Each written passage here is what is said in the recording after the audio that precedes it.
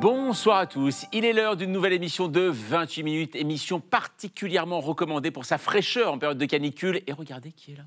La belle équipe de 28 minutes. Bonsoir à vous, chers amis. Bonjour Mathieu. Et ce soir, on a décidé de ne pas choisir puisque deux actualités sont au sommaire. La première concerne le plan de contrôle de Gaza présenté par Benyamin Netanyahou. La communauté internationale s'inquiète et nombreux sont les pays à condamner les propos du Premier ministre israélien. La France condamne, dans les termes les plus forts, le plan du gouvernement israélien d'étendre ses opérations militaires pour prendre le contrôle de la ville de Gaza. Alors Netanyahou peut-il réaliser son plan malgré les condamnations qu'il suscite dans le monde entier mais également en Israël? Quelle solution pour mettre fin au conflit et stopper l'escalade meurtrière? L'autre actualité, c'est la confirmation de la suppression de 2 jours fériés par François Bayrou afin de faire des économies pour le budget 2026, de quoi attiser un peu plus la colère des syndicats qui ont prévu des rassemblements unitaires en septembre. Le gouvernement peut-il encore s'éviter une rentrée sur les charbons ardents? Que penser de cet appel à tout bloquer le 10 septembre prochain? Nous en débattrons. En fin d'émission, nous retrouverons ceux qui, au manège 28 minutes, attrapent toujours la queue des chroniques et gagnent un tour gratuit dès le lendemain. C'est fort quand même. Bonsoir Quentin Darmon et Théophile Cossin. Bonsoir. Alors au programme ce soir, Quentin. Eh bien, je vous emmène en Corée du Nord à la rencontre de la très mystérieuse Joo-hae. La fille du dictateur Kim Jong-un a seulement 12 ans et son père la prépare déjà à prendre sa succession. Et vous Théophile? Connaissez-vous le point commun entre la pétanque, l'apnée et la danse latine? Toutes ces disciplines sont représentées aux Jeux mondiaux qui se tiennent en ce moment en Chine, un événement sportif qui ressemble de près aux Jeux olympiques. Les Jeux mondiaux, je vous raconte comment ça marche. On vous retrouve en fin d'émission, car avant ça, nous allons partir à l'Est, un peu au Sud et aussi à l'Ouest. Enfin, bref, en fait, un peu partout. Hein. Quand on parle de la religion orthodoxe, on a souvent tendance à la cantonner à l'Europe centrale, jusqu'aux portes de l'Asie, mais c'est un peu plus que ça. Une religion au cœur de l'actuelle guerre en Ukraine, géopolitique de l'orthodoxie, un livre signé Jean-Arnaud Derens, et il vient nous en parler tout de suite dans 28 minutes.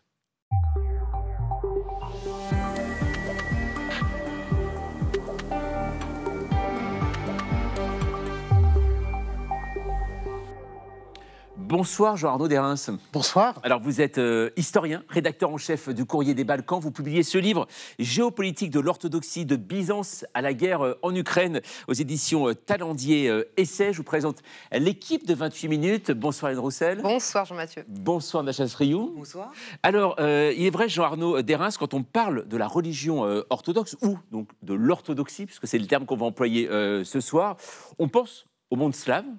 Et en fait, on se rend compte en lisant votre livre que c'est beaucoup plus large que ça. Il y a au moins, historiquement, tout d'abord, une orthodoxie grecque. Je dirais que la première langue de l'orthodoxie, c'est bien évidemment le grec des évangiles, le grec de Byzance. Et puis, il y a aussi celle qu'il nous faut, le troisième pilier qu'il ne faut jamais oublier, qui est une orthodoxie de langue arabe, qui compte toujours aujourd'hui un nombre non négligeable de fidèles, même si, bien évidemment, les gros bataillons se trouvent effectivement en Russie et plus largement dans le monde slave. Ça, c'est une réalité incontestable. Voilà, et on en trouve même aux États-Unis, et on va en parler justement de cette communauté aux États-Unis dans un instant. Exactement. Mais vous êtes ici, Jean-Arnaud Derens, parce que vous avez, figurez-vous, le profil idéal, et oui, pour nous faire découvrir la religion orthodoxe, et c'est ce qu'on va voir tout de suite avec Olivier Boucreux.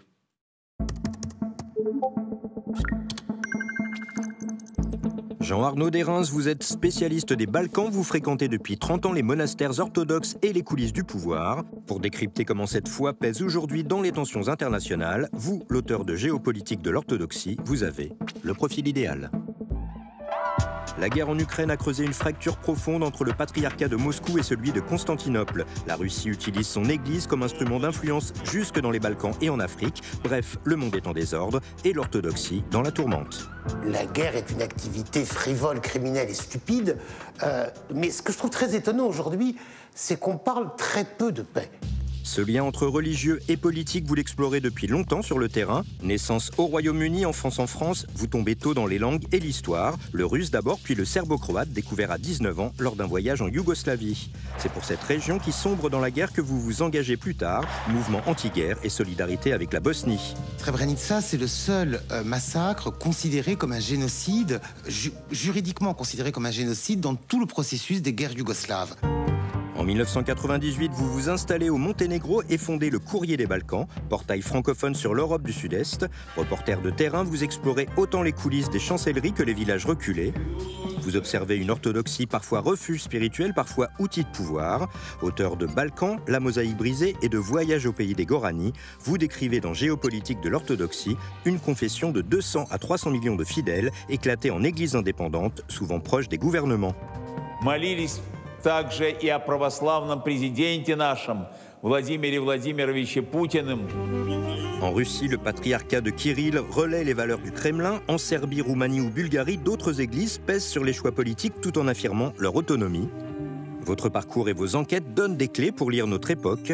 Comme vous le résumez, comprendre l'orthodoxie, c'est comprendre une part du monde d'aujourd'hui.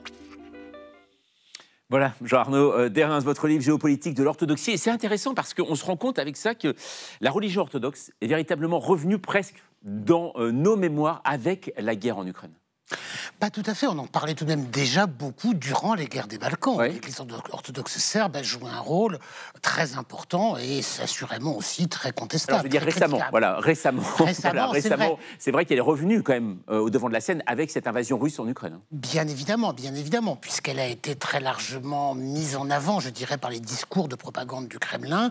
Et puis aussi du côté, pour le coup, du côté occidental, il y a toujours une sorte de fixation un petit peu, pas forcément toujours très constructive sur l'orthodoxie, où on cherche finalement une forme d'exotisme qui permettrait de comprendre ces gens tellement différents. Et c'est aussi par rapport à cela, en réaction à cela que j'ai écrit ce livre, pour tordre le cou à quelques stéréotypes, quelques clichés, et pour comprendre surtout que si l'orthodoxie, c'est effectivement une histoire très différente de celle de pays de tradition catholique comme la France, c'est aussi une histoire tout à fait intelligible. C'est des phénomènes, des réalités qui peuvent se comprendre, qui se comprennent par un détour historique, bien évidemment, comme souvent, c'est mon travers d'historien, mais surtout en analysant les choses telles qu'elles se présentent aujourd'hui. Vous expliquez dans votre livre que cette guerre, Russie-Ukraine, touche en fait tout le monde orthodoxe. Bien évidemment, parce qu'aujourd'hui, il y a une situation de quasi-schisme qui oppose d'un côté le patriarcat de Moscou, de l'autre le patriarcat œcuménique de Constantinople, c'est-à-dire la plus haute autorité morale de l'orthodoxie, même si ce patriarche de Constantinople n'est pas du tout l'équivalent du pape pour les catholiques, parce qu'il n'a pas de pouvoir, très peu de moyens et très peu de fidèles derrière lui. C'est un peu le général couvert d'honneur, mais sans armée. Et il y a donc ces deux patriarcats qui ont des positions tout à fait opposées sur la reconnaissance, les modalités de reconnaissance d'une éventuelle église orthodoxe d'Ukraine. Et toutes les églises du monde sont mises au défi de prendre position, même si en réalité la quasi-totalité de ces églises refusent de prendre position et essayent de conserver des bonnes relations, tant avec Moscou qu'avec Constantinople. Par exemple, juste une question toute simple de géopolitique. La Grèce, vous en avez parlé, on le connaît très bien. En France, la Grèce, pays orthodoxe. Forcément, aujourd'hui, quelle est cette position sur la guerre en Ukraine? Alors, de l'Église. Ils choisissent Moscou ou ils choisissent Kiev? Il y a d'une part le gouvernement grec, ça c'est un autre problème, sûr, mais l'Église essaye de conserver elle aussi des bonnes relations avec les deux patriarcats, même si l'Église grecque... Alors, quand on parle de l'Église grecque, c'est un tout petit peu compliqué, parce que on a l'impression que c'est toujours un peu compliqué. Technicité, disons, de l'organisation des églises, mais en tout cas, l'archevêché d'Athènes est une des églises les plus proches du patriarcat œcuménique de Constantinople. Néanmoins, l'Église grecque ou l'Église de Chypre également veille à surtout ne pas rompre les relations avec Moscou. C'est ça. Allez, Natacha, on va voir avec vous, on va partir à la rencontre d'un homme, le chef de l'Église orthodoxe russe, le patriarche Kirill. C'est une personnalité très controversée. Et puis vous en faites le portrait également dans votre ouvrage. Jean-Arnaud Derrins, ce chef religieux, est largement décrié dans la presse internationale. Il y a peu de doute sur le fait qu'il était en contact avec le KGB dans le cadre de ses fonctions dans les années 70. En Occident, on l'a souvent caricaturé pour sa relation avec l'argent, son goût pour les montres de luxe. Vous nuancez la fortune qu'on lui prête, elle serait plus proche d'un haut fonctionnaire de Provence que d'un oligarque. Mais ce qui a le plus choqué, c'est que dès le premier jour de la guerre en Ukraine, le patriarche Kirill a apporté son soutien à Vladimir Poutine et a béni cette invasion, plutôt que d'appeler à la paix et à la réconciliation entre les peuples. Cette guerre est pour lui, je vous cite, une guerre contre le mondialisme incarné par l'Occident pour défendre les valeurs chrétiennes fondamentales et sauver ainsi l'humanité tout entière. Selon vous, Jean-Arnaud Derrins, c'est pour ça aussi cette proximité entre la religion et le militaire? Alors, je pense qu'il y a un problème d'une relation toxique entre la religion orthodoxe et le pouvoir. Et ça, c'est vrai pour le coup de tous les pays orthodoxes. C'est vrai en Grèce, c'est vrai en Serbie, et c'est vrai bien évidemment en Russie. Ce que j'explique dans le livre, c'est notamment le fait, mais bien sûr, Kirill avait des relations avec le KGB, mais comme tous les dignitaires orthodoxes de l'époque, absolument tous. Vous imaginez bien qu'à l'époque soviétique, quand l'Église a retrouvé un petit peu de liberté, notamment de liberté diplomatique, les évêques qui voyageaient, notamment Kirill, qui était le chef du département des relations extérieures du patriarcat de Moscou, ne pouvaient pas être laissés sans relation avec le KGB. C'est juste une évidence, donc c'est même pas la peine, je dirais, finalement, de le commenter. Lui-même ne fait pas de commentaires sur le sujet. Par contre, le cœur du problème, c'est cette relation toxique au pouvoir. Et là, effectivement, plus encore, je pense que l'argent, même s'il ne faut pas oublier que dans tous les pays post-socialistes, toutes les églises orthodoxes se sont vues restituer d'énormes biens, d'énormes possessions immobilières, c'est vrai en Russie, comme en Serbie, en Roumanie ou en Bulgarie, ce qui explique que ces églises sont devenues, de fait, dépendantes des pouvoirs politiques qui leur ont restitué ces biens-là. Donc l'église orthodoxe russe, oui, elle est dans une relation toxique avec le pouvoir, alors qu'elle ne jouit pas forcément d'une audience beaucoup plus large aujourd'hui dans la société russe que, mettons, au moment de la chute de l'Union soviétique. Là, c'est un petit peu compliqué, mais il y a quand même des enquêtes d'opinion un peu convergentes qui semblent l'indiquer. Et puis, surtout, cette église, je pense qu'il faut prendre au mot ce que dit Kirill, ce que dit le patriarche, tout à fait soutient une guerre contre des valeurs occidentales, je dirais presque en regrettant que c'est lieu sur le territoire de l'Ukraine. Oui. Bien sûr, c'est pas ça le cœur du problème. Un mot tout de même, parce que cette semaine, il va y avoir une rencontre assez inédite donc, entre Vladimir Poutine et Donald Trump. Ça sera vendredi. Ça se déroulera en Alaska, un ancien territoire vendu donc, par la Russie au 19e siècle aux États-Unis, où la communauté orthodoxe reste très présente.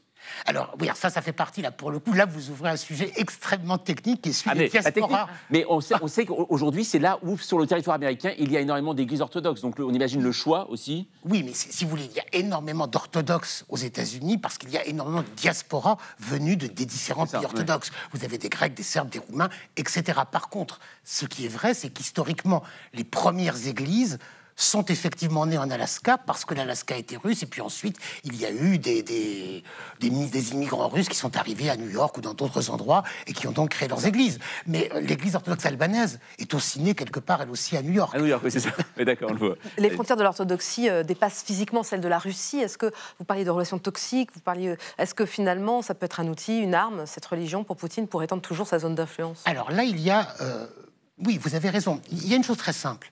Vous avez deux églises qui sont dans la même situation. C'est les deux églises orthodoxes d'anciennes fédérations. L'église orthodoxe russe avait compétence sur tous les orthodoxes de l'Union soviétique. L'église orthodoxe serbe avait compétence sur tous les orthodoxes de l'ancienne Yougoslavie, donc également ceux de Bosnie-Herzégovine, ceux du Monténégro, ceux du Kosovo, etc. Et lorsque ces fédérations ont disparu, ces églises se sont crues investi d'une mission de dernier garant d'une identité nationale, russe ou serbe, dépassant bien évidemment les frontières de la Serbie ou de la Russie. Pour prendre des cas qui ne sont pas tellement problématiques à propos de la Russie, vous avez aujourd'hui 4 millions d'orthodoxes au Kazakhstan, qui sont de langue russe et qui sont bien sûr fidèles de l'église orthodoxe russe. Après, vous avez des cas beaucoup plus conflictuels, beaucoup plus compliqués, comme en Ukraine, mais aussi en Biélorussie ou en Moldavie. On voit que le sujet est extrêmement vaste, et beaucoup plus vaste parfois qu'on ne le pense même. Merci beaucoup en tout cas, Jean-Noël Dérens, d'avoir juste entrouvert ce voile justement sur ce monde que l'on connaît parfois et souvent mal en France. Géopolitique de l'orthodoxie, de Byzance à la guerre en Ukraine, c'est publié chez Talendier Essai. Merci beaucoup d'être passé ce soir par le plateau de 28 minutes. Merci. Allez, passons à notre débat. Alors ce soir, on a choisi de ne pas choisir. Trois invités nous rejoignent pour échanger autour de deux actualités. On va parler de la rentrée sociale sous haute tension qui se profile en France. Mais pour démarrer, nous allons évoquer la colère qui gronde contre Benyamin Netanyahou et son plan d'occupation de Gaza.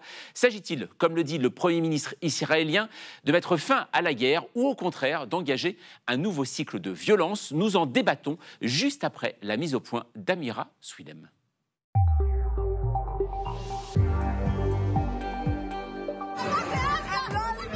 Une émission de télévision israélienne interrompue en plein direct par un groupe d'opposants à la guerre à Gaza. Depuis que Benyamin Netanyahou a annoncé s'acheminer vers une occupation totale de l'enclave palestinienne, la colère monte en Israël. C'est particulièrement le cas chez les familles des otages. Si vous envahissez des parties de Gaza et que les otages encore vivants sont tués, nous vous poursuivrons dans les rues, dans les urnes, partout et tout le temps. Des inquiétudes pour les vies des otages israéliens, mais aussi pour la population palestinienne. À l'international aussi, les condamnations se multiplient.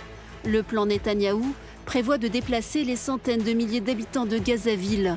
Emmanuel Macron a dénoncé, je cite, un désastre annoncé d'une gravité sans précédent. Même l'Allemagne, un des principaux alliés d'Israël, a décidé de prendre des mesures. Le cabinet israélien a pris une décision qui nous a surpris. Une réponse a été apportée, cesser de fournir des armes dans le cadre de ce conflit. Face à la fronde, Benyamin Netanyahou, par ailleurs toujours sous mandat d'arrêt de la Cour pénale internationale pour crimes de guerre et crimes contre l'humanité, a donc tenté de se justifier. Gaza sera démilitarisé. Israël aura la responsabilité principale de la sécurité. Une administration civile sera établie à Gaza qui cherchera à vivre en paix avec Israël. Des propos trop tièdes pour certains, à l'image de Bezalel Smotrich, ministre des Finances et leader du parti sioniste religieux. Partisane d'une colonisation totale et rapide de Gaza qu'elle veut voir vidée de sa population, l'extrême droite israélienne a menacé à plusieurs reprises de faire tomber Benyamin Netanyahou. Alors, le Premier ministre israélien peut-il résister aux pressions contradictoires? L'appel à la grève générale de dimanche en Israël sera-t-il suivi? Netanyahou est-il en sursis? Et pour en débattre ce soir, nous recevons Isabelle Durand. Bonsoir. Bonsoir. Vous êtes experte droit au développement au Conseil des droits de l'homme. Vous avez été vice-première ministre de Belgique, également vice-présidente du Parlement européen. Et votre livre, À l'impossible, ils étaient tenus, chronique d'une solidarité face au Covid-19, est paru aux éditions Etopia. Luc Pire, à vos côtés, Gilles Gressani, bonsoir. Bonsoir. Vous êtes directeur de la revue Le Grand Continent. L'ouvrage collectif du Grand Continent intitulé Portrait d'un monde cassé, l'Europe dans l'année des grandes élections est paru chez Gallimard. Et puis Julie Graziani, bonsoir. Bonsoir Jean-Mathieu. Vous êtes essayiste. On l'a vu dans la mise au point d'Amira Swelem à l'instant, le plan pour Gaza de Benyamin Netanyahou pour contrôler Gaza fait l'unanimité contre lui, aussi bien d'ailleurs sur le plan international que national. Pourquoi est-ce que Benyamin Netanyahou persiste, Isabelle Durand ? Évidemment qu'il persiste parce qu'il est menacé de toutes parts et que sa survie, il la tient uniquement de ce poste de Premier ministre et de cette guerre à Gaza dont il a parlé d'une guerre totale, d'une victoire totale. On ne sait pas très bien où est la victoire totale. Il essaye maintenant, dans sa communication, vu toutes les oppositions qui viennent de partout, de le présenter comme quelque chose de plus soft. Ce ne sera pas une colonisation, mais enfin, il y aura quand même une position prépondérante pour la sécurité, pour Israël. Enfin, il dit qu'il va déplacer les populations, mais elles pourront aller dans des corridors sécurisés grâce à la fondation humanitaire. Bon, franchement, qui y croit chez les Palestiniens après 2 années de désastre? Et donc, oui, je pense que sa seule survie, corruption, problème, que peut-il faire d'autre qu'être Premier ministre? C'est une fuite en avant qui est évidemment terriblement préjudiciable, mais l'Assemblée générale des Nations unies, la reconnaissance de la Palestine, peut-être par la France et par d'autres pays, pourrait amener à d'autres développements. Peut-être bouger. Julie Graziani, on a vu en effet des ministres d'extrême droite de sa coalition critiquer là, le plan de Benyamin Netanyahou parce qu'eux souhaiteraient tout simplement qu'Israël en fait, s'implante, colonise en fait, la bande de Gaza. Ça veut dire qu'on est vraiment que dans une histoire politique? Non, on n'est pas que dans une histoire politique, puisque cette histoire politique se déroule d'ailleurs à différents niveaux. Il y a la situation interne que vous venez d'évoquer, et là, on sait bien qu'il est ramené sur son extrême droite par les partis membres de sa coalition. C'est à la fois ce qui le fragilise aux yeux de l'opinion internationale, mais c'est aussi, en dépit de la protestation de l'opinion publique, ce qui l'arrime au pouvoir, au plan du gouvernement lui-même. Même situation paradoxale sur le plan géopolitique. L'opposition de plus en plus large manifestée par l'Organisation des Nations-Unies et beaucoup d'autres pays, dans l'autre sens, elle est contrebalancée par les États-Unis qui restent son soutien le plus important et le plus efficace et le plus puissant. Donc dans les 2 cas, ça tangue, mais il reste quand même fermement sur ses aplombs. Gilles Grassani, il se passe quoi si jamais le Premier ministre israélien est lâché par l'extrême droite? Je pense que la question se pose pas vraiment dans ces sens-là. Elle se pose plutôt dans le sens de Netanyahou a géré un échec stratégique majeur qui est le 7 octobre, qui est un échec d'intelligence, d'anticipation, de compréhension en fait, de la menace. Et depuis, en réalité, d'une façon assez systématique, il accumule des victoires stratégiques. Et c'est là qu'en fait on se retrouve, c'est très difficile à dire, c'est très compliqué aussi à observer, face à la violence, à la destruction. En fait, en réalité, on a aujourd'hui un chef de gouvernement qui a accumulé un charisme qui vient du fait qu'il a gagné contre différents adversaires ennemis, du Hezbollah jusqu'au Hamas. Aujourd'hui même, en fait, on remet en question le changement de régime en Iran. Donc, en fait, on se retrouve aujourd'hui face à un nouveau Moyen-Orient. C'était le rêve des néoconservateurs américains du début des années 2000, qui est incarné par son projet, qui est un projet radical, qui est soutenu donc par l'extrême droite, et que c'est par cela qu'il arrive aujourd'hui à se projeter avec une force. Isabelle Durand, je veux ne pas être d'accord avec ce sujet. Oui, enfin, à la fois, je comprends l'analyse globale, mais en même temps, malgré tout, l'Arabie saoudite, par exemple, a mis en cause son plan de colonisation de Gaza, de colonisation totale. On ne peut pas dire que... C'est vrai que le monde arabe a été assez discret pendant toute la période, les 2 années qui viennent de s'écouler, mais je ne suis pas sûr qu'ils vont rester, je dirais, silencieux. Ouais, ça, oui. 20 pays arabes, semble-t-il, bon, évidemment, sont les voisins, donc c'est facile, l'Égypte, la Jordanie, forcément qu'ils n'ont pas envie de voir arriver les réfugiés. Mais d'autres pays qui pèsent dans le monde arabe prennent position contre son plan. Je crois quand même qu'il est assez fragilisé. Moi, si jamais il devait perdre son siège de Premier ministre, la question, c'est plutôt qu'est-ce qui va se passer en Israël. Je pense que l'extrême droite continuera de l'emporter, parce que la population est une population... apeuré, traumatisé par le 7 octobre d'une façon terrible, et donc je ne suis pas sûre que ça donnerait un grand changement. Et ce plan de Netanyahou d'occuper Gaza, jugé aujourd'hui trop risqué, trop insupportable pour ces familles des otages israéliens. Ils étaient très nombreuses, ces familles, samedi dernier dans les rues de Tel Aviv pour demander l'arrêt, la fin de la guerre. Cette maman, dont le fils est toujours détenu dans les tunnels du Hamas, a même lancé un appel à la grève générale pour dimanche prochain. On l'écoute. החיים לא יכולים להימשך כרגיל, כאשר הרמטכ"ל אומר שמכניסים חיילים למלכודת מוות. מלכודות מוות לחיילים ולחטופים שלנו. צאו איתנו לרחובות, ייצרו את המדינה, השביתו את המדינה ואת המשק. On sait aujourd'hui que cet appel est relayé par des universitaires, par l'opposition politique aussi. Est-ce qu'il peut avoir une portée, cet appel à la grève de dimanche ? C'est un appel qui prend aux tripes, parce que ça pointe du doigt en fait la logique perverse de la prise d'otage. Quand l'otage est pris, la seule chance de le libérer au début, mais au début seulement, c'est d'attaquer pour ménager les conditions d'un cessez-le-feu en contrepartie de la libération des otages. Mais plus on s'approche de la fin, début de guerre, et plus le Hamas est le dos au mur, et plus on sait bien que les chances de survie de ces mêmes otages s'amenuisent. Donc c'est un vrai dilemme pour ces familles, et c'est un vrai dilemme pour la population d'Israël en général. Maintenant, le troisième paradoxe, pour rebondir sur ce que vous disiez, c'est que en fait, quand vous prenez les buts de guerre tels qu'ils sont formulés par Emmanuel Macron et la communauté internationale, dans la verbalisation, on est assez proche de ce que dit Benyamin Netanyahou. Sécuriser Gaza, c'est-à-dire désarmer le Hamas, protéger les populations civiles et rétablir une gouvernance palestinienne. Pourquoi, lui, quand il le dit, ça provoque une levée de bouclier ? D'abord parce qu'il y a le soupçon d'insincérité que vous avez évoqué. On se dit, oui, il dit ça, mais en fait, il est poussé sur son extrême droite. Et parce qu'il a incarné, depuis bientôt 2 ans, une lutte extrêmement dure dont le peuple palestinien paye le prix. Donc il est comme délégitimé à accomplir ces buts de guerre qui, pourtant, sont assez partagés quand même sur le plan international. Isabelle Durand, quand même en Europe, on assiste à un changement de ton avec les dernières prises d'opposition de l'Allemagne. Qu'est-ce que ça présage ? C'est évidemment un pivot dans la discussion européenne qui a été assez je dirais, très low profile. Voilà, rappelons juste que Frédéric Merz, le chancelier, a dit qu'il ne livrerait plus d'armes à Israël. Voilà, ce n'est que ça, ce n'est que ça, mais ce n'est pas rien. C'est même extrêmement important, c'est même déterminant, je dirais, dans le basculement au sein des Européens. Il y a d'ailleurs dans les pays européens, les pays de l'Union européenne, des pays qui ont reconnu la Palestine déjà depuis plus longtemps, comme l'Espagne, l'Irlande et d'autres. Et donc ça peut amener à une position européenne un peu différente.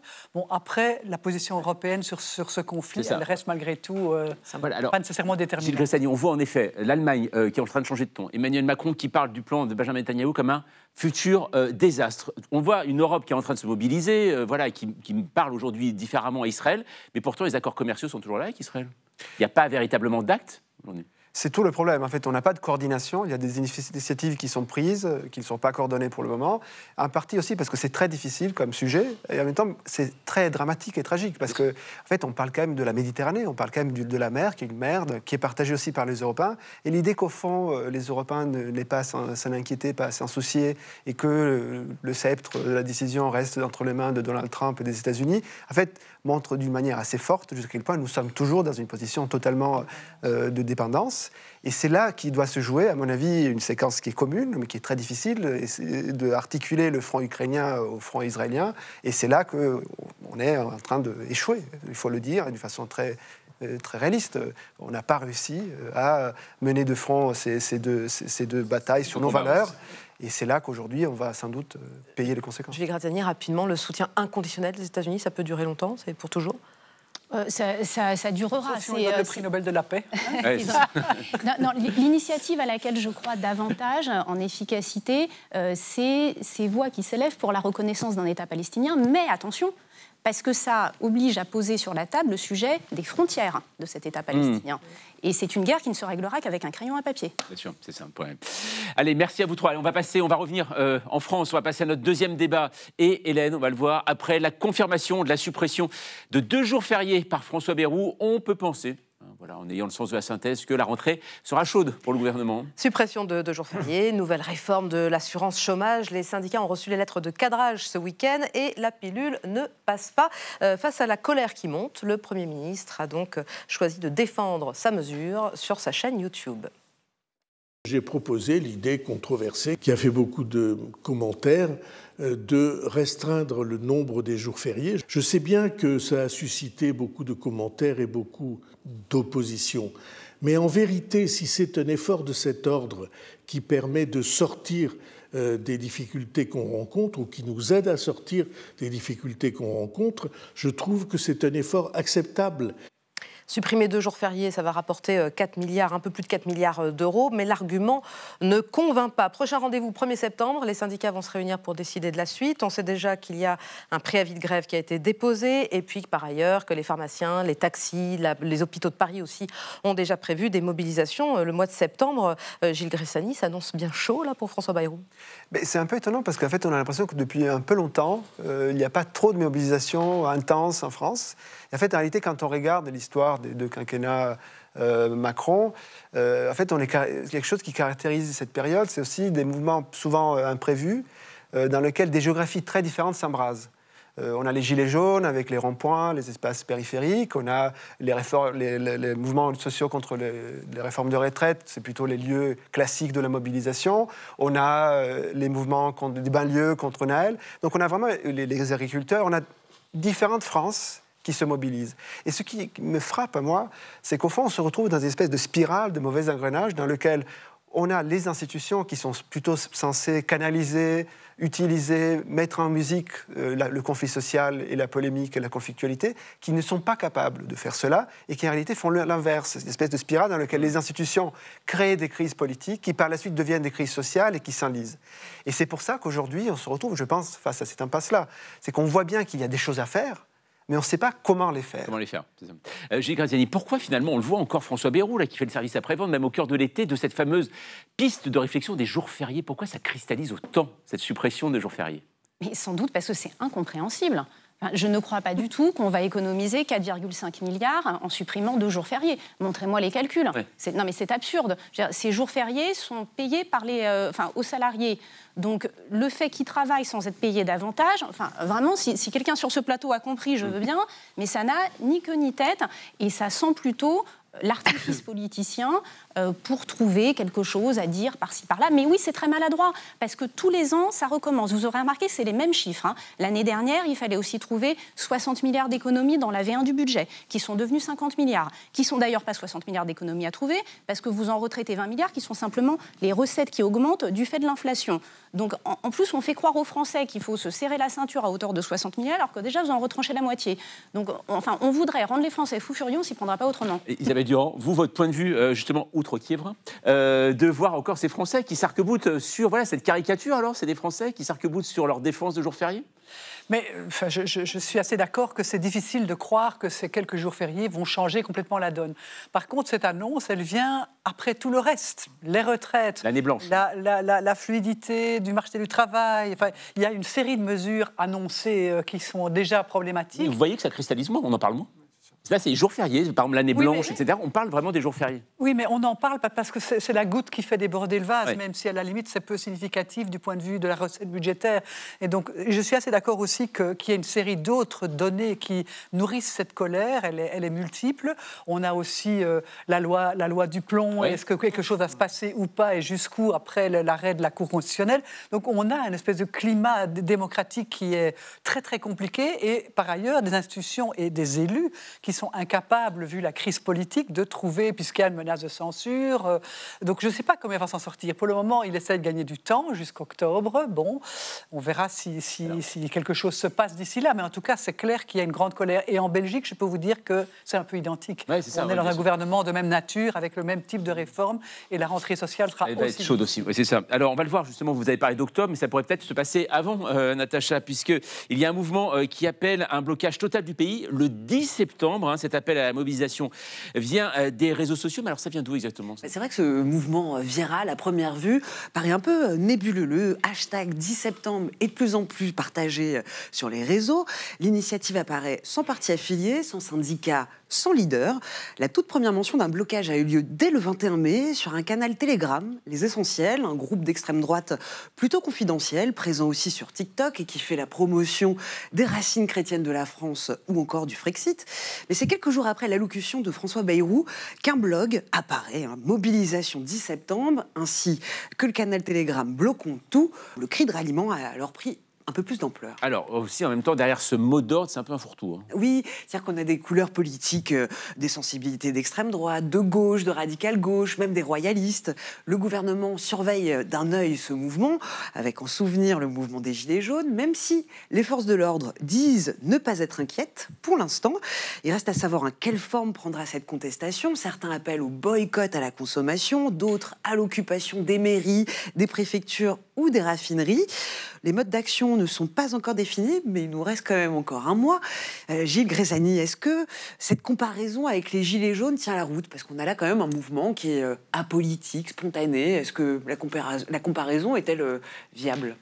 En fait, je pense que, évidemment, il faudra voir ce que ça donne concrètement, mais ce qu'on voit effectivement comme éléments de langage qui sont mis en avant, comme construction d'un récit et d'un discours, en fait, c'est assez cohérent avec la manière dans le monde dans lequel nous retrouvons. Parce que d'un côté, on est aujourd'hui face à un système politique qui attend. Attend quoi? Attend les présidentielles.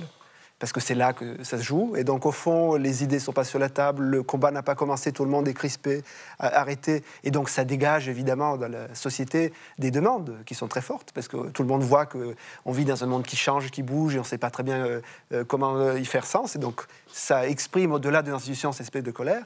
Et en même temps, et de l'autre côté, on peut aussi se demander s'il n'y a pas une question, encore une fois, très profonde, du fait que l'organisation institutionnelle française ne laisse pas assez des places pour des positionnements comme celui-là. Et c'est là que peut-être on se trouve aujourd'hui dans une vraie impasse, qui n'est pas que française d'ailleurs, mais qui en France est surreprésentée par le mode majoritaire présidentiel. Au fond, on a beaucoup de mal à récupérer les abstentionnistes, à faire de la politique dans la société. Parce que les partis de masse sont disparus, parce que les réseaux sociaux, parce qu'il y a plein de raisons. Et donc on se retrouve aujourd'hui avec quelque chose qui n'est pas du tout organisé et beaucoup plus fluide, où des convergences inattendues peuvent se passer, où la demande structure l'offre beaucoup plus que l'inverse. La crise démocratique, en quelque sorte, Julie Graziani, est-ce qu'on peut imaginer, un petit peu comme au moment des Gilets jaunes, que ce 10 septembre se passe des structures traditionnelles, les syndicats, les politiques? Alors c'est déjà arrivé, en fait. On avait eu en 2007 le Waffen-Kulode, si vous vous rappelez, ne m'obligez pas à traduire, qui procédait vraiment de la même inspiration et qui n'a pas eu ou assez peu de débouchés politiques, si ce n'est propulser le mouvement 5 étoiles, mais qui après a commencé à décliner. Donc la difficulté quand même, c'est celle du relais par les institutions, parce que ce qui fait la force de ces mouvements au début, c'est le caractère éruptif, c'est le côté hors système. Ne travaillons pas, ne produisons pas, ne consommons pas. En fait, c'est très malin, parce que c'est une manière détournée de dire ne payons pas des impôts, ne mettons pas du carburant dans la logique de ce système. Mais c'est interdit d'inciter à ne pas payer ses impôts. En revanche, c'est pas interdit d'inciter à ne pas travailler, à ne pas consommer, à ne pas produire. Mais ça va au-delà qu'un contournement de l'interdiction. C'est vraiment, sortons de ce système qui fait de nous, contre notre gré, de bons petits citoyens dont on la laine sur le dos. En fait, c'est ça l'idée. Le problème, c'est qu'après, il faut que ce soit relayé sur un plan institutionnel. Les Gilets jaunes n'ont jamais voulu se doter de porte-parole. Dès que quelqu'un voulait s'exprimer pour leur compte, il était aussitôt décrédibilisé par ses pairs, qui considéraient qu'il se compromettait avec le système dès qu'on négociait. Donc c'est à la fois la force de ces mouvements sur le moment, et c'est leur côté très exutoire, et en même temps, c'est leur faiblesse, c'est qu'après, ça s'effiloche. On le voit aussi, Isabelle Durand, c'est que dedans, il y a un parti aussi qui appelle finalement à être contre les propositions de François Bayrou, mais qui n'appelle pas à manifester, qui est le Rassemblement national, pour se notabiliser, comme on le dit. C'est-à-dire que c'est encore lui qui pourrait tirer bien les fruits de cette mobilisation, cette colère sociale. Il pourrait, en tout cas, jusqu'à présent, le Rassemblement national a réussi, en effet, à se montrer, je dirais, beaucoup plus acceptable, et les scores l'ont démontré aux dernières élections. Mais ce qui est inquiétant, et pour revenir là-dessus, je crois que le rapport entre les partis politiques, y compris d'ailleurs le Rassemblement national et les autres partis politiques démocratiques et ces mouvements, c'est extrêmement compliqué, parce que comment, en effet, être derrière ce mouvement un peu, comment je dirais, quand on ne voit pas très clairement quel est l'objectif, à part exprimer des colère, comment est-ce qu'on traduit ça dans quelque chose, comment est-ce qu'on parvient à éviter la récupération politique qui est juste ce que ces mouvements veulent à tout prix éviter. Et donc il y a là une relation nouvelle à établir entre des partis politiques représentatifs et des mouvements un peu spontanés, pas très structurés. Et si on vient aux Gilets jaunes, les Gilets jaunes, rappelez-vous, non seulement ils n'avaient pas de chef, mais on a fait après ça une grande convention citoyenne sur ces questions dont on n'a rien fait. Et donc là aussi, je veux dire qu'on ne peut pas à un moment donné, à partir d'un mouvement, essayer d'en tirer quelque chose, même s'il n'y a pas de chef ou pas d'interlocuteur, et puis après ne rien en faire. Gilles Gressani, les jours de François Bayrou sont comptés? Je pense que ça fait partie de la question. Depuis le début, ils sont comptés, hein, à mon avis. En fait, on pourra dire que c'est une règle universelle et que tout le monde se trouve dans cette situation. Par contre, être Premier ministre à la fin d'un cycle, c'est plus urgent que pour les autres. Ben, le Premier ministre, vous savez, en général, on dit c'est l'enfer de Matignon, hein, vous savez, en France, ça aussi. Hein. Mais moi, il l'a voulu, il l'a tellement voulu. Mais je pense qu'il y a un sujet, effectivement, qui est vraiment essentiel et pour la démocratie française et pour l'Europe, c'est un sujet très grave. C'est qu'en fait, on ne peut pas imaginer qu'on arrête tout pendant 2 ans en attendant les présidentielles. Et c'est là aussi qu'on se retrouve avec un problème systémique. C'est que l'idée qu'au fond, la vie politique soit à ce point déterminée, surdéterminée par un vote, par un homme, par un moment, ça ne marche pas quand il n'y a plus de parti, quand il n'y a plus de sélection, plus de médiation. Et ça crée cette espèce d'opposition constante entre un leader qui peut être plus ou moins inscrit dans la société et de l'autre côté, les autres, la population. Et ça, c'est une chose qui doit trouver une solution à terme où le risque très concret, effectivement, c'est une nouvelle explosion d'une nouvelle géographie jusqu'à la prochaine. 10 solutions possibles à partir de maintenant. Et rappelons que la prochaine élection présidentielle, c'est en 2027. Hein, donc on a encore un tout petit peu de temps. En tout cas, merci à vous trois d'être venus débattre ce soir dans 28 minutes. À suivre, Quentin Darmon et Théophile Cossa, avec qui nous nous intéresserons, figurez-vous, à la fille de Kim Jong-un, et oui, de plus en plus présente aux côtés de son petit papounet dictateur, avant de partir en Chine où se déroulent des Jeux Olympiques alternatifs, et on verra justement comment ça s'organise. Mais avant cela, rejoignons Victor de Quiver, le jardinier du grand domaine de la culture générale. Il aime butiner dans ses buissons et nous ramène quelques pistilles afin qu'une nouvelle fois, ce soir, vous dînerez moins bête. Faut-il être laid pour être drôle? La question vous paraît farfelue, et pourtant. Au Moyen-Âge, pour égayer leur journée, nos souverains s'entourent de ménestrels, de baladins et de jongleurs. Mais l'idée d'un bout en train à demeure fait son chemin. Au XIVe siècle, le fou du roi devient une institution. Qui choisit-on pour cette fonction si particulière? Souvent des êtres à la complexion difforme, nous dit l'histoire. Car la laideur fascine. Dans les cours princières, on apprécie tellement les anomalies physiques qu'on collectionne les nains et les monstres comme des trophées exotiques. On se les échange même entre nobles comme des cadeaux de prix. Le fou idéal doit surprendre, choquer, voire effrayer. Sa marginalité est accentuée par l'accoutrement qu'on lui impose, costume jaune et vert, bonnet à grelots, oreilles d'âne ou de chien. Plus il est grotesque, plus il amuse, son apparence doit trancher avec la beauté et l'élégance des courtisans. Mais voilà qu'au XVIe siècle, un changement s'opère. Lorsqu'on découvre que la place est particulièrement enviable, le fou étant richement vêtu, couvert d'argent et de cadeaux, certains villages font figure d'élevage de fous. La laideur devient alors un atout professionnel qui se travaille. Des médecins, des apothicaires, voire des gentilshommes ont adopté le bonnet à grelots pour tenter de décrocher le poste. Voilà comment, au fur et à mesure du temps, l'esprit va primer sur la difformité. Prenons l'exemple de Brusquet, ce chirurgien si nul qu'il aurait tué plus de soldats en 8 jours que l'ennemi en 8 mois. Condamné à mort pour sa médiocrité médicale, il est sauvé par le futur Henri II. Rien n'indique qu'il était particulièrement laid, mais sa capacité à organiser des canulars mémorables aux dépens des puissants, y compris des vols et escroqueries qu'il maquille en blagues, suffit à séduire le roi. Si bien qu'aujourd'hui, nos comiques les plus célèbres n'ont plus besoin d'être laids pour nous faire rire. Voilà, vous dînerez moins bête. Eh bien, une nouvelle fois, on a appris des choses. Merci beaucoup, Victor de Quiver. Allez, il est temps de les retrouver. Quentin Darmon et Théophile Cossan, on commence avec vous. Quentin, et vous nous emmenez ce soir en Corée du Nord. Alors, c'est une destination, on va le dire, assez originale. Pour les vacances. Mais vous allez nous parler d'une jeune fille qui apparaît de plus en plus souvent sur les photos officielles. Oui, son nom est Kim Joo-hee, elle a environ 12 ans et son existence, à l'image de son pays, est enveloppée d'un épais mystère. On apprend son nom en 2013 grâce à la star du basket américain Dennis Rodman, venu rendre visite à son ami dictateur Kim Jong-un, le chef suprême du régime. Alors, selon les services de renseignement sud-coréens, Kim Jong-un est le père de 3 enfants. Joo-hee serait celle du milieu. Personne n'a jamais vu les 2 autres. 9 ans plus tard, elle apparaît pour la première fois aux côtés de son père. Une petite balade pleine de complicité sur le pas de tir d'un missile intercontinental. La scène laisse évidemment perplexe. Depuis, c'est pas compliqué, Joo-hee est de toutes les sorties officielles. Alors essentiellement composée de cérémonies militaires ou de visites d'usines. Fin juin, elle assiste même à un spectacle donné par des artistes russes et nord-coréens au Grand Théâtre de Pyongyang, toujours bien placé et très visible sur les photos de la propagande. Alors quel est l'objectif en fait de toutes ces mises en scène?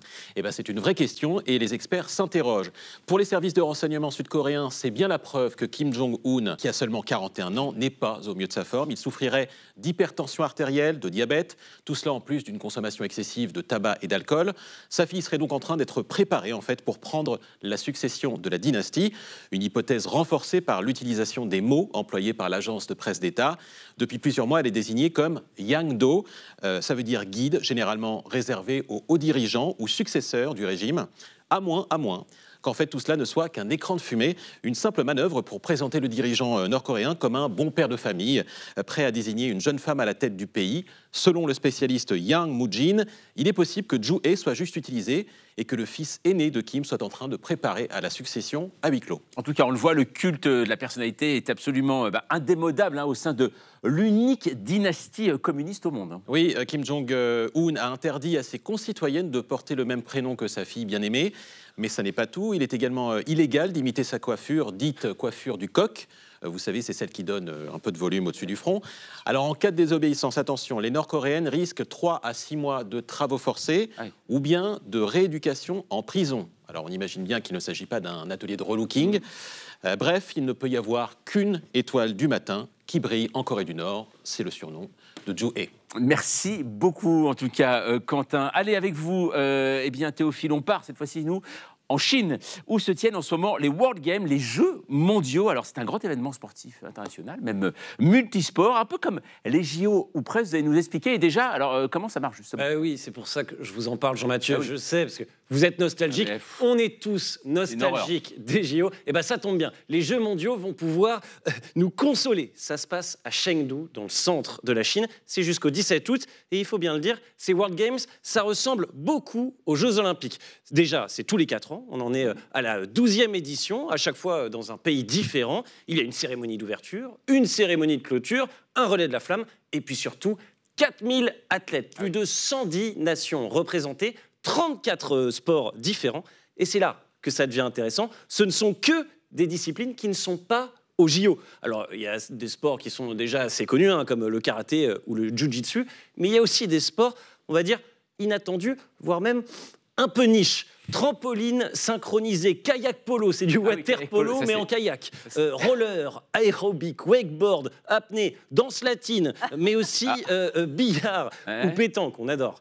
Mais attention, on rigole pas, c'est très sérieux. Certaines disciplines des Jeux mondiaux feront même leur début aux JO à Los Angeles en 2028. Alors, lesquels Alors, le baseball, softball, le squash ou le jeu de crosse. En fait, il y a pas mal de sports comme ça qui ont d'abord été aux Jeux mondiaux avant de devenir des sports olympiques. Le rugby à 7, l'escalade, le taekwondo. Et puis, il y a aussi d'anciens sports olympiques qui ne sont plus au programme des JO, mais qu'on peut maintenant retrouver aux Jeux mondiaux. Le tir à la corde, par exemple. Ah oui, d'accord. Toujours pas le KEM, ça, par contre. Hein, ça, c'est terrible. Voilà. Alors, Théophile, est-ce qu'il y a des athlètes quand même français? Bien sûr, 128 athlètes cette année, présents dans 22 sports. La France est pour l'instant 7e au classement des médailles. Allez les Bleus, hein, c'est bien parti. Médaille d'or en karaté, en jiu-jitsu, en sauvetage sportif. C'est un 100 mètres mannequin avec des palmes. Et Victor Coin, notre porte-drapeau français, vient de remporter le titre en squash. Et puis, on a une pensée aussi pour l'Italie qui vient de perdre un de ses athlètes décédé après un malaise lors de l'épreuve de course d'orientation. Voilà, toutes ces rencontres, vous pouvez les suivre sur le site olympics.com. C'est le site officiel des Jeux Olympiques. Preuve que les Jeux mondiaux et les JO sont très proches. Pourtant, les World Games ne sont pas organisés par le Comité international olympique, mais le CIO met les moyens pour promouvoir l'événement. D'ailleurs, certains rêveraient même de voir ces Jeux se transformer un jour en Jeux olympiques de printemps.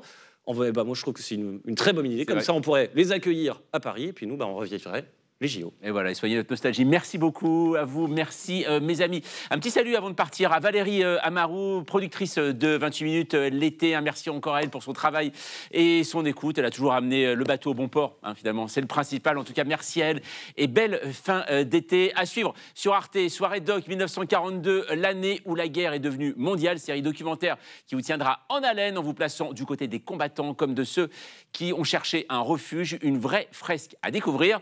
Nous, on se retrouve bien sûr demain à 20h05 pour un nouveau numéro de 28 minutes. Tchuss.